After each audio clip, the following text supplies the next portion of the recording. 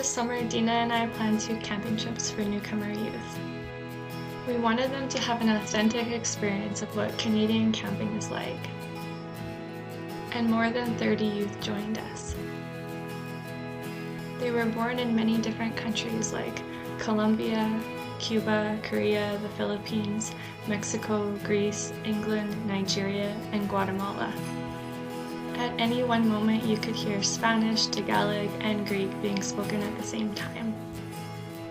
One night, we played a game of good old telephone. As we sat around the campfire, the young boy at the end of the line stood up to tell everyone the message he heard. "Dad, Carly's in the fryer?" The original message was, "That girl is on fire."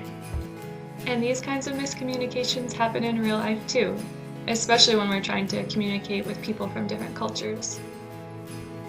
The second night that we were there, Colin Nyabadza came and shared with us about striving for excellence in all we do. Colin was a teacher in Zimbabwe for over 20 years. Everything he shared with us inspired us to have big dreams. And after he spoke, all the youth went one by one and shared what their dreams are. One of them plans to be a pediatrician, another a teacher, a financial analyst, a nurse, a fashion designer, a famous soccer player, and a top-of-the-line hairstylist. It's true what Colin said, that if they will believe in themselves, they can do anything. One activity that many of the students said was their favorite was stargazing. We took them up the hill by the Buffalo Stone, laid our blankets on the prairie grass, and just watched the night sky until it was midnight.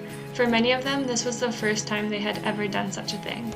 We saw many shooting stars, but one shot across the sky so far and so bright, it made us all gasp.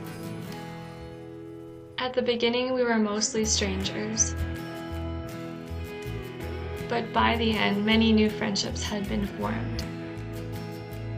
We swam together, ate too many s'mores together, shared tents together, competed against each other and captured the flag, sang songs together, and we took care of each other when some of us weren't feeling so well.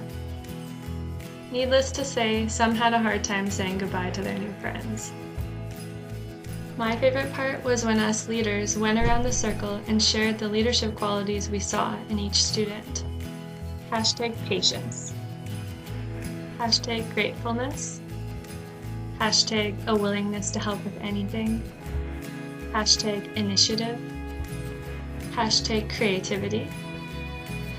#joy. And #boldness.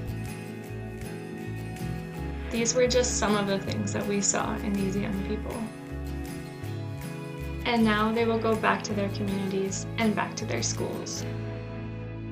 But they will remember each other, the words that were said, and all that they experienced. And because of it, they will grow as leaders.